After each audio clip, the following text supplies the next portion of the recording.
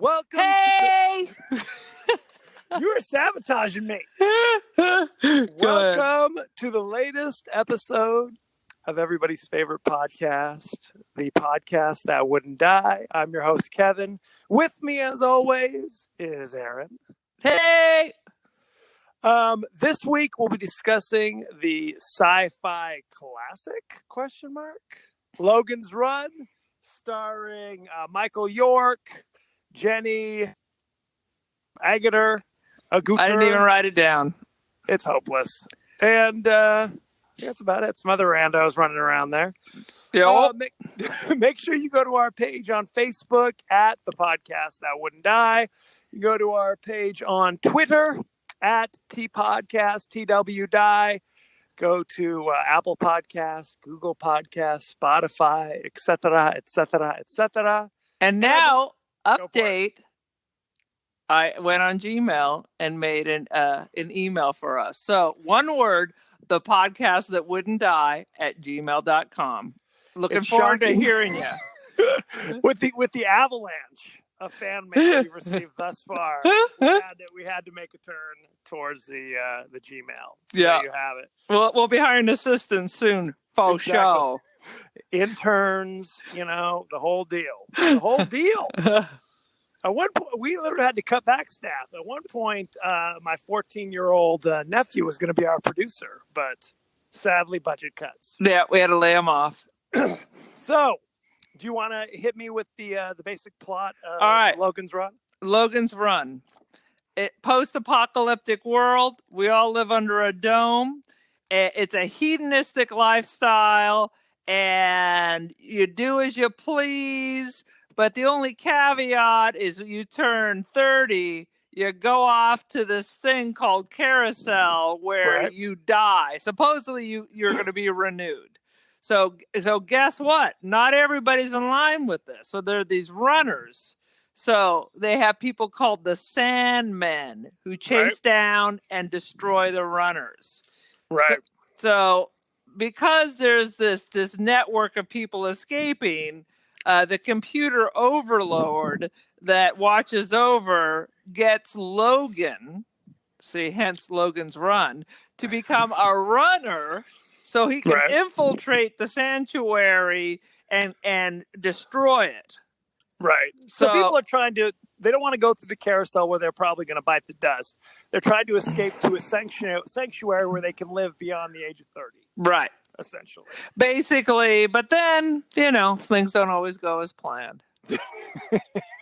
I have to say, from jump, the production value of this movie, non-existent. It is horrendous. The zoom in of the domed city, it's like literally I've seen Lego pieces that look more realistic than this crapola. I'm just going to have to shut your biz right now because clearly you're wrong. This was a high-budget film for its time. It came out a year before Star Wars. This was big doings. Well, it may have been big doings, but it looked like big doo-doo, okay? It's bad. Which part was the most offensive? That they lived in these fly-eye domes in a world that was clearly miniatures? And why did they live in the dome? Because everything outside of the dome looks green with trees? Well, but they don't know that. There's pollution. They thought that there was pollution and chemicals. Because you can't see through the dome? Yeah, it's very upsetting. If they can't see through the dome, then what do they got? That you have the nuclear winter and nothing will grow? These are questions that are never answered, sadly. Okay. Now, so Sandman Logan number 5, is that correct? I didn't write that down. I was lucky that I remembered that his lady friend's name is Jessica. That's correct. So Michael York. Yes. Our favorite 70s British star. Oh, man. And Michael York was never looking so good. This was at the height of his foxiness. I got to use, the talk of the times. His hair was perfectly feathered, and he was a stone cold fox. When he's wearing that crazy robe where it's like the plunging neckline to his navel, it was like Studio 54. Oh my God. It was a man moo-moo. And I read that he took that home as a souvenir from the show. I can't say I blame him. Let me Believe tell it you. or not, I read that they kind of whooped that together real quick because there was supposed to be a much more nudity, but they wanted to keep that PG-13, so people got to get clothed up. Right. What's funny is, so all of the people wandering around, it was like literally looked like they opened up a birthday present, pulled out the colored like tissue paper, and then just put it on. It was a weird kind of pastel color. It's like, I'm going to throw this on and then like cinch it with a belt and I'm good to go. Oh yeah, there were some high cut tops, but yeah, Yep. I read that it was costing too much for makeup because more skin requires more makeup. So then they had to add more clothes. Now, here's another question. So they're all trapped under this dome, right? Yes. Everybody lives together, yet half people are British, half people are American. Very strange. It is very strange that the British people, well, maybe people are really racist, so the British people could only get with other British people. I mean, that's the way it works sometimes, I guess, right? That's How they right. do it. Even in this perfect society. Also, if it's a hedonistic society, why is Yes. nobody fat? Because the first thing I would do is I would be eating all kinds of cream-based foods. Right. Well, but they didn't have that. All of their food, or so they think, comes from sea greens. Is that correct? Oh, yeah, from the ocean and stuff. Oh, Right. so they skip Interesting. that part of hedonism. Yeah. It's just sex and pastel clothing. Pretty much. So they go to this carousel situation, and all these people come out wearing these crazy white robes. And Jason Voorhees masks. Yes, they pull back and they reveal hockey masks and then Cirque du Soleil jumpsuits underneath. And then they start floating around, and people are chanting, "Renew, renew!" Renew! As one after another, they just explode in the air. Boom, boom. Oh, I guess nobody's renewing. Hey, have you ever known anybody to renew? Which I guess means what? I thought it was reincarnation. Yeah, after the first... I mean, after the first couple of times, were they supposed to turn to a butterfly and fly away? I thought it was like reincarnation. It could be. I mean, there's no explanation as to what this is. But how many times are you going to watch Carousel? They watch that every day? Yes. I would be, and maybe I have a low boredom factor. But after 2-3 times, whatever. You're saying I've seen it, been there, done that? Been there. I'm sorry, Fred. I know we're good friends and I've known each other since, but now you're 30 and I just can't watch any more people explode every day. Well, we haven't even mentioned the craziest thing. Each person has this little jewel in the palm of their hand, which basically tells you how old they are. And as they approach 30, it starts to flash. And obviously that freaks some people out because they're watching people blow up every day. So that's why they try to take to the streets, basically. They try to run away. Yeah, it starts blinking and you're like a chicken that's about to go bad at the supermarket or something. Look out. It's time for you to go. So Logan and his buddy Francis, they go out with their special zapper guns and they chase down this one runner, and for some reason they don't shoot him. It was the weirdest situation. They were the worst shots. Right. 2 guys. I mean, he's standing right there. It's pretty lousy. How are they? That's the hedonistic lifestyle, I guess. And then, like, they're so lousy, the guy accidentally just commits suicide. Like, he falls off a ledge, and that's how he dies. Yeah, because they're such piss poor shots. But then later on, Francis is bing, bing, one shot. People are dead. They literally shot at this guy and chased him for like an hour. It was a half the movie. So, okay, so basically nobody has jobs, generally speaking. They just kind of wander around, do hedonistic stuff, except for the Sandmen.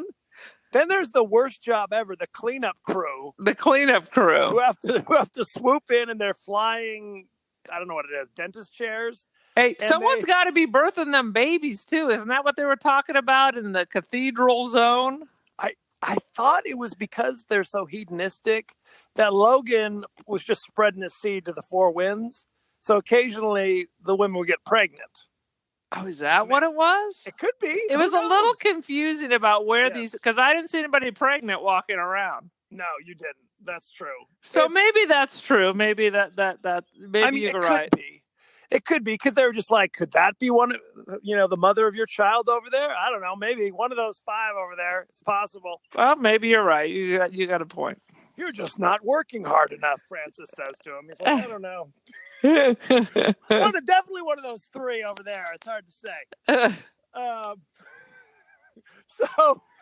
So there's this underground railroad, essentially, of people trying to escape. And they have that symbol of that Egyptian symbol, the Ankh, that, of course, Jessica wears around her neck, not too subtly. And how do they know what the Ankh is? It doesn't seem like these people are going to school. No. Well, they don't know. The computers know. Or are you talking about the sanctuary people? Who the heck knows? Oh, my God. I've just had a whole epiphany. Lay it on me. So if the computer knows, then this is a confusion. So is the computer sending people into the sanctuary zone so they can become the food of the future? Spoiler alert. But if that is the case, then why would the computer send Logan to find sanctuary if they already know what it is? Right. Well, in the fact, double spoiler alert, at the end when he comes back and the computer says, where is sanctuary?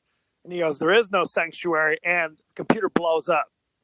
Yeah, that's not the HAL 9000 for sure. The computer is so upset by this answer, it destroys their entire society, evidently. It's very confusing. Part of the problem is that, the movie was based upon a book by the same name, and they changed huge chunks of this. In the book, it's 21. 21. Age, not 30. Because I guess the producers felt that it would be unrealistic to have a movie filled up with just 21-year-olds. Yeah. Also considering Logan and Francis were both well into their 30s. Exactly. They were all a little long in the tooth. A little long in the tooth. But in the book, there's a big twist at the end, and it turns out Francis is actually the old man at the end of the story, and he actually helps people go to Sanctuary, which really exists. It's like a satellite or something. Wow, that sounds like a better ending to the movie that I've seen about it 1,000 times. Yeah, we kind of are jumping all over the place, but the computer tells Logan, you're going to go undercover as a runner to basically find out what the Underground Railroad is, get there, and then destroy it is the plan. So to do that, the computer takes away like the 4 years of his, eligibility or whatever. Yeah.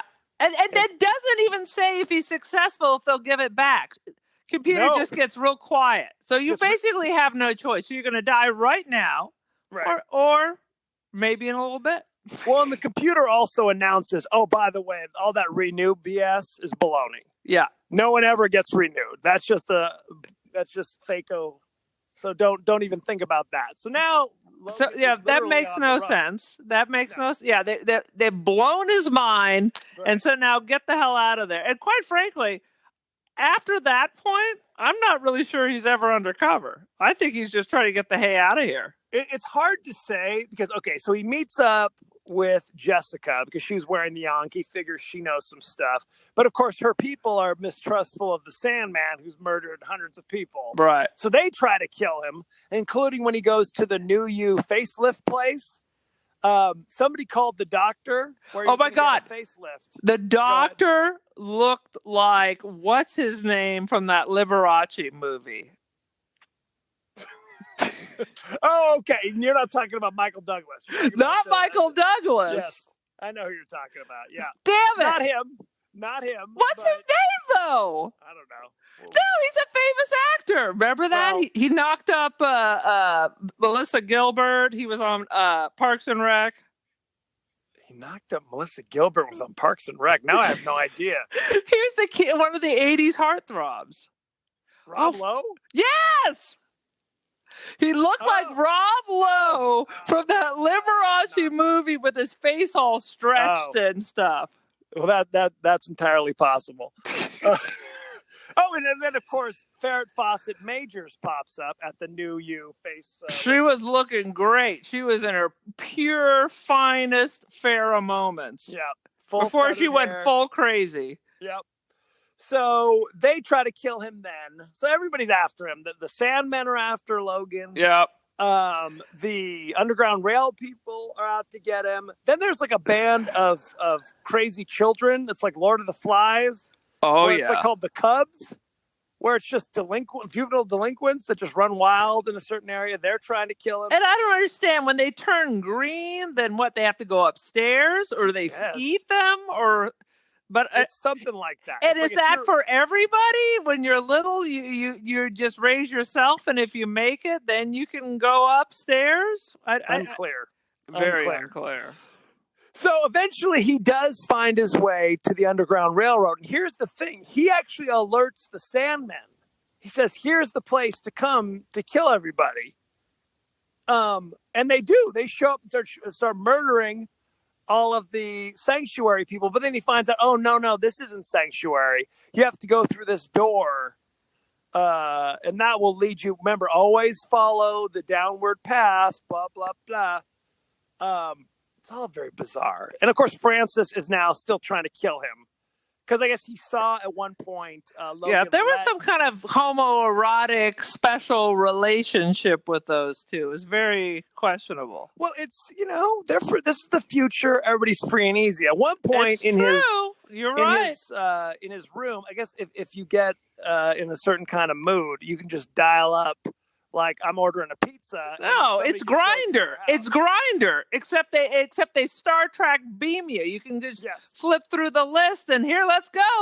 Well, because he does that, and then a dude shows up. He's like, "Hey, how you doing?" And he's like, "No, not today." Flips the switch again, and then suddenly there's Jessica wearing a crazy onk, and he's like, "Hey, and little else." Right. He says, "Let's go in the bedroom." She's like, "I'm not feeling this." And he's like, "What?" He was like, "What?" He's like, "You're like, she's joking. Come on, let's go." He's like, what? Yeah, well, why'd you put yourself through the circuit if you weren't down? Exactly. What's this all about? Anywho, so eventually Jessica, who's like now in love with Logan, they go off. You know why she's in love? Tell me, because he's Michael York? Well, he was Foxy Michael York, but he was wearing the man moo-moo at that time. So he was looking very slick. That's all it takes. Michael York. What else was he? He was in The Island of Dr. Moreau with Burt Lancaster. All right. He was on Gilmore Girls. Okay. I'm not talking 70s Michael York. Don't give me some Austin Powers Michael York. What was he doing in the 70s? He was like... he was in the Three Musketeers. Yeah. He was D'Artagnan. Oh, for sure. It was with Richard Chamberlain was in that, I think, mother's favorite. It was a classy move. Jenny Agutter, if that's how you pronounce her last name, you may remember her. She was in American Werewolf in London. She was the kindly nurse that befriends. You're right. I knew she looked familiar, but I couldn't. I knew she was American Werewolf in London, but I couldn't put it together. Now it's all bing. She's the female protagonist. She was in a few other things. She's actually in a couple of Marvel superhero movies. If you look, she's in a couple of movies with Michael York. So they were absolutely. They're all over the map. Yeah. So they find themselves in this crazy polar area with weird ice sculptures of penguins and walruses. Once again, what? You're like, what? Yeah. What? It's bizarre stuff. It's bizarre stuff. Then this crazy robot who says, "My name is Box, Box, Box." Yeah, you know why they called him Box? Because he's made out of a washing machine box. Oh, and his arms are the hoses that you vent your washing machine sprayed silver. That's why he's Box. Do you know what was very offensive to me? If you look around, there's not one person of color in this entire movie. Except for Box. Who's living in a box, so you don't even know he's black. Right. Who's covered in silver. It's bizarre. But so it's the actor's the voice, and it's the same actor inside who can barely move. And his face. Oh my God. So but he was a famous actor too. Roscoe Lee Brown, absolutely. What's his claim to fame? I don't know. He was in a couple episodes of The Cosby Show. No, I totally recognized him, but I didn't look him up. I didn't look him up either. He's very famous though. All right, I believe you. Anywho, so Logan's like, "Hey, is this Sanctuary? What's up?" And Crazy Box is like, "Well, I don't know about all that, but I can show you this around the corner." And he shows them that basically every person that's come through looking for sanctuary, he freezes like popsicles. And the reason why is he says, the food source for the entire community used to come from sea greens and bleas blahs, plankton or whatever. But when that stopped coming in, suddenly these people started arriving. So which he started treating them like he used to treat the sea greens or whatever. So is this kind of a Soil and Green type of situation? Let me tell you why it also makes Soylent Green makes no damn sense. The computer should know where the food's coming from because someone did the calculation. They figured out how many people went to Carousel. Yep. Versus birthdays, So they figured the city had to be about 400,000. Yep. There's only been 1,000 runners escape. So 400,000 are sucking the marrow out of 1,000 people. That math don't seem right. Well, and you see them still there. So is it just like a malfunctioning robot situation? Is that all it is? Like the robot blew a gasket and it's not a food source thing? Okay. And listen to this. We had something called the Underground Railroad. Yep. In the Civil War, pre-Civil War. I would assume that someone walked that route and came back and said, yeah, this is how we're going to do it. Yep. You would think that with Sanctuary, someone had actually had been to it and had come back. Yeah. And instead, we're just sending people off to we don't know where. Who started the idea of sanctuary? No one knows. The computer clearly knows what the Ankh is. So the computer is in on it and yet knows nothing about it. That's what true. Is that? What is that? Is that Apple versus Windows? What is that? It's all very confusing. There are more, like I said, because it was based upon a book that they went totally off script, basically. There are just a lot of questions that no one knows the answer to. And we may never know. Oh, Lord. Even though, I'll tell you what, they actually wrote 2 sequels to the book. Of course, I didn't read any of them, so I cannot comment. Did you read the first one? No. Okay. No can do. I didn't even know it was a book. I didn't even know it was a book. It was also a hip 70s TV series for one season. Oh, was it only one season? One season starring Gregory Harrison. Okay, Gregory, who went on to Trapper John MD. But Gregory Harrison was a Stone Cold Fox also. And little known fact, I was in choir at Raymond Cree Junior High with his step niece or some obscure crap like that. So after Christmas break, she brought me one of those little still pictures with an autograph from him. You can still see him today on the Hallmark Channel, I believe. Oh, no. With Jane Seymour? One of those. I don't know. When calls to somebody. I don't know. One of people who are just perpetually only on working at the Hallmark Channel. Hey, you got to pay those bills. I guess you got to pay those bills. So they escape from that and actually do make it outside of the dome. And, of course, it's green and lush and nice and blah, blah, blah. And they find the old ruins of, like, Washington, D.C., I guess, right? It's First of all, I'm going to interrupt your business here again. Do. These are people who don't know how to do anything. Right. They've never had to even cook food, make food, anything. Right. Within 5 minutes, she's whining that everything hurts. It's too hard. They walk by 3 waterfalls and then are running around the hills going, oh, I need some water. I'm like, these people are going to be dead in a week. Dead in a week. How if they're lucky. I'm like, this isn't no Adam and Eve. These people not only have no survival skills, they have no skills of any kind. This is Blue Lagoon. No, Blue Lagoon, they had the crazy shipwreck and they could eat tuna and stuff. they put it together. They could put it together. They had some supplies and they had like coconuts and they've been in the world. Okay. Not these guys though. No, these people are like test tube babies that you just drop off in like a Central Park and say, go be free. They just curl up in a ball and die. Well, but luckily they find a crazy old man. Oh my God. This is one of the worst parts of the whole blessed movie. Okay. I told you before we even started recording, I was like, this is boring. I have to tell you, I watched it last night and it took me 2 hours a lot to watch the last 20 minutes because I kept falling asleep. I fall asleep, wake up and go, okay, rewind, fall asleep. It was upsetting. Yeah, crazy old Peter Ustinov plays an old crazy guy. No explanation where he came from, where his parents came from, what's been going on. Exactly. He evidently just been living alone by himself with a bunch of crazy cats in the Supreme Court halls. It was the old set of Mr. Smith Goes to Washington, I heard. I think you're right. So he's clinically insane.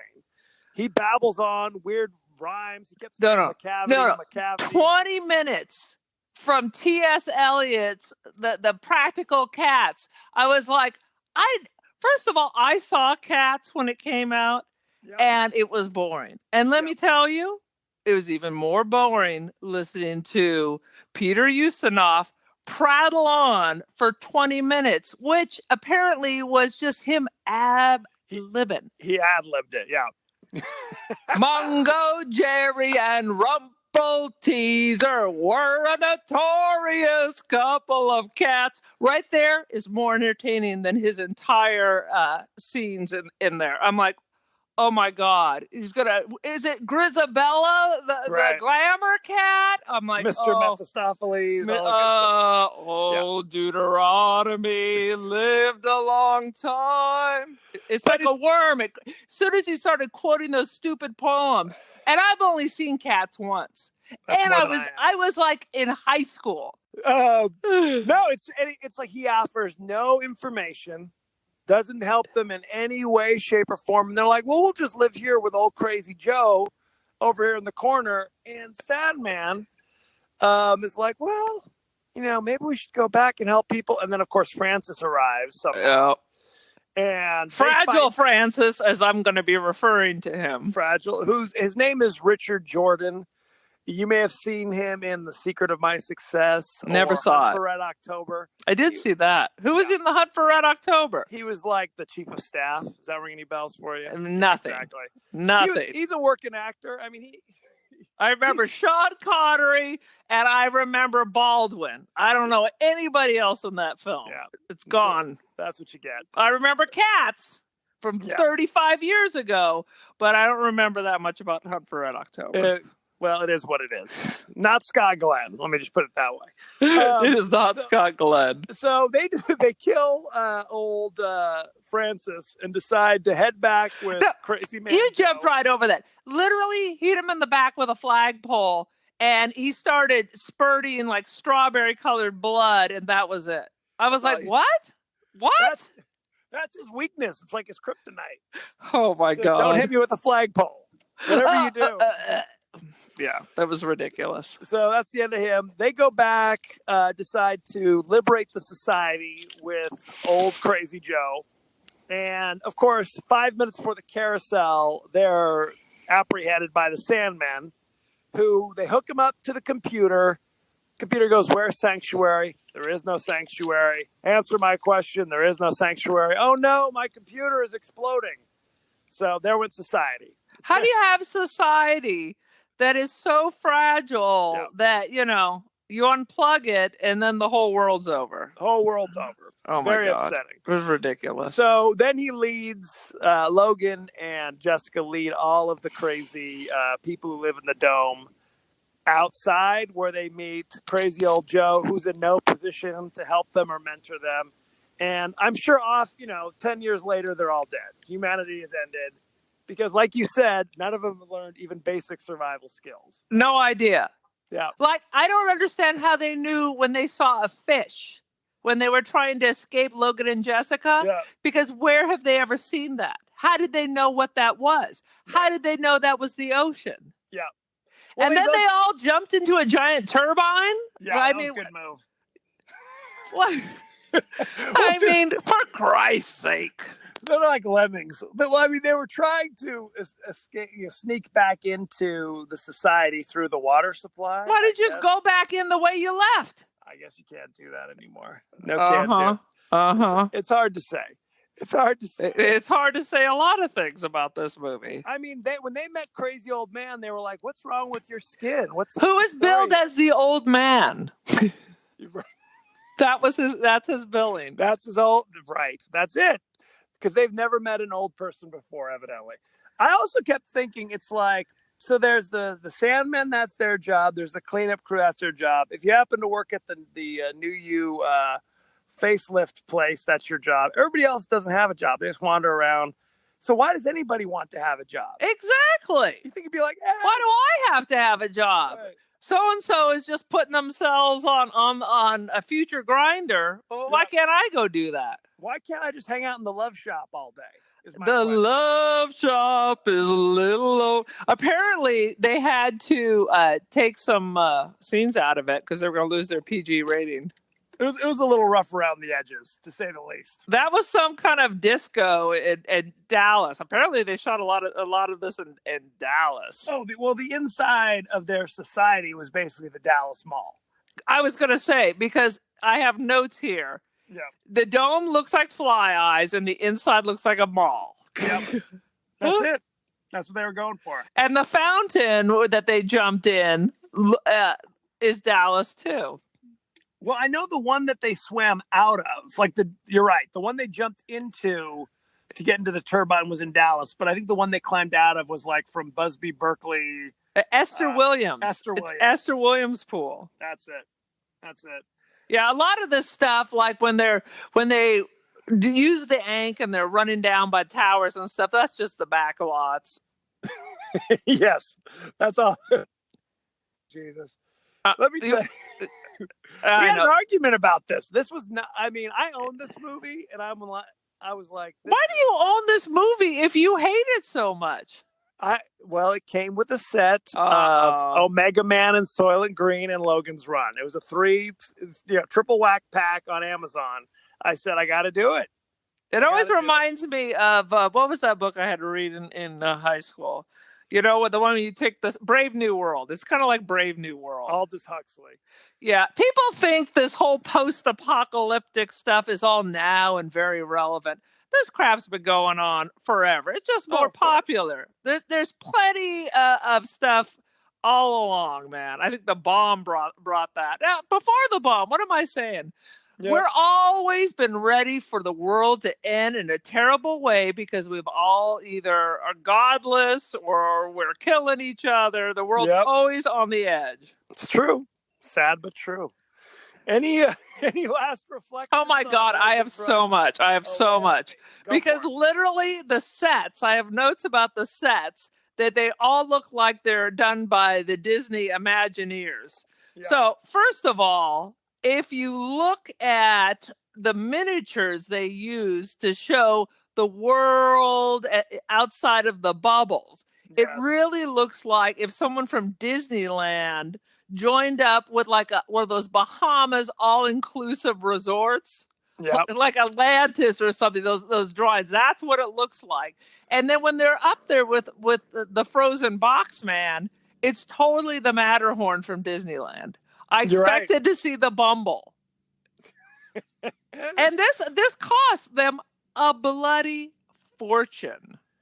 Now, if you watch this and then watch Star Wars, you will literally get the bends. You know what I mean? It's a big difference, I will say. Huge. But I think I'm going to tell you, I think Star Wars or Logan's Run or Star Wars stole some stuff from Logan's Run. Like what? Okay, there are some points where Jessica was using full on some Jedi mind tricks. She was full on like, these are not the droids you seek, and people are like, and they just move on. I think you're sniffing glue. I wrote it out. I wrote this in my book of notes. Jessica used Jedi mind tricks. I think Francis was just ripping them off. Okay. And let's see. Let's see what other notes I have. Yeah. Please. Oh, and then at the end of the movie, there's this chick who appears who looks just like Melanie Griffith. But in fact, is this chick named Ashley Cox, whose other claim to fame is being one of Hugh Hefner's special playmates. Oh, sweet Lord. long relationship, but she's also fully nude in the Love Shack. The Love Shack. Did you notice? This is kind of off topic. Halfway through the movie, when they're looking for that runner that they meet with the feral children, Yes. I was like, "Is this Courtney Cox?" She like, "What are you doing here?"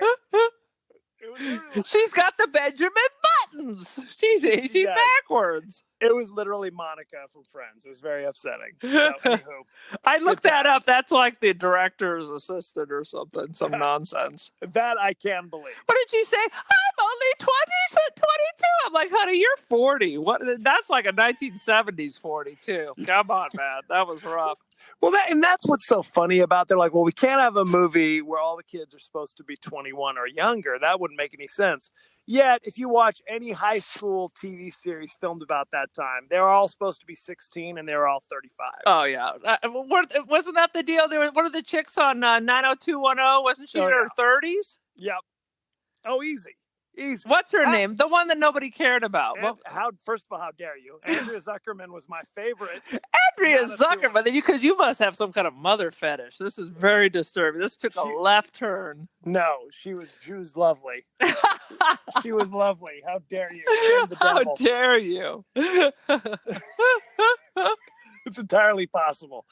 Oh, and you know what? What? On another topic, I have a clarification to make. Please clarify. Because in our last episode, I have a correction. Let me say that. In our last episode, I made some rando Vivaldi comment. And upon reflection, I actually got Soylent Green and Logan's Run confused. It is the Vivaldi with the spring and Soylent Green when people pass away before they discovered it's maple. Okay, that's a spoiler alert for another podcast. It's very upsetting. Okay, you know what? If you have not seen Soylent Green, then you deserve to be spoiled. Same with all those damn people with Game of Thrones. We're in the last 6 episodes, but I can't talk about season 3. Too bad for you. You've only had about 15 years to pick up a damn book or get your Reader's Digest condensed version. So as far as spoilers, too damn bad. I typically am of the mind you get a year. I'll give you a year, a generous year to get caught up on whatever it is. Don't come at me from 1977 and be like, hey, spoilers. You ruined it for me. I'll never see that movie that came out 45 years ago. How could you? So what are we doing next week? Did we decide? I believe we are going to do Alien in honor of my trip to Area 51. One of most disturbing movies that I saw way too young. Thanks, Dad. Because Mom wanted to stay back at the campsite with baby Kevin. So Dad took the 3 oldest. Me being the oldest at 13 to go see Alien. Yeah. Ridley Scott, the original classic. We will be discussing that next week. I love it. It is much better than Logan's Run. I will give you that. Give you that. But honestly, I have seen Logan's Run 1,000 times, but I think I just block out that whole Peter Ustinov thing. Or maybe I just keep coming in at some random time and I only ever see the beginning. Right. Well, the moment you're not in the society anymore with all the weird hiddenism, interest. Yeah. I mean, literally the last interesting scene is Crazy Box coming out and getting you. After that, it's all down. You might as well just turn off the movie and just say, I hope they got away. And what did they? I think they just pushed him over and then blew up the weird place. I mean, it made no sense. Yeah. It's very upsetting. But it was obviously so popular, it spun a series. So a series that lasted 1 season. I totally watched. I can't believe it was only 1 season. It also spawned a Marvel comic that lasted 7 issues. Oh, so there you have it. So it was dead or dead, huh? Dead or dead. Very upsetting. Yeah. They were talking about making a sequel. I hear that's still in the mix. Throw like little Ryan Gosling or something. I think it's going to be like Malkovich. It's going to be Willem Dafoe. Yeah. Who's going to play Jessica? I'm thinking Courtney Cox. It could be definitely Courtney Cox. Of that there could be no doubt. No, it'll be Lindsay Lohan. Lindsay Lohan and Machete as Logan. Boom.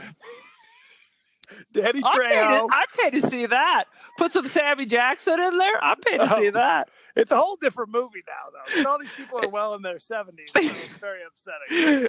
Little known fact. In the actual book, it's 70. Your crystal turns black. The moment you hit 70, I gotta run. So there you have it. Or hobble, or limp, or crawl. Exactly, with my walker. Anywho, thank you for joining us. Don't forget to go to our page on Facebook at The Podcast That Wouldn't Die. Go to our page on Twitter at TPodcast, TW Die. Go to Apple Podcasts. Go to Google Podcasts. Go to Stitcher.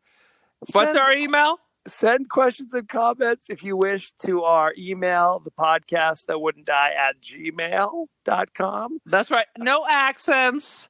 No underscores, just one word. The podcast that wouldn't die at gmail.com. Yeah, get ready for the avalanche of emails. I'm bracing myself. So thank you for joining us, and ciao, arrivederci, late skis.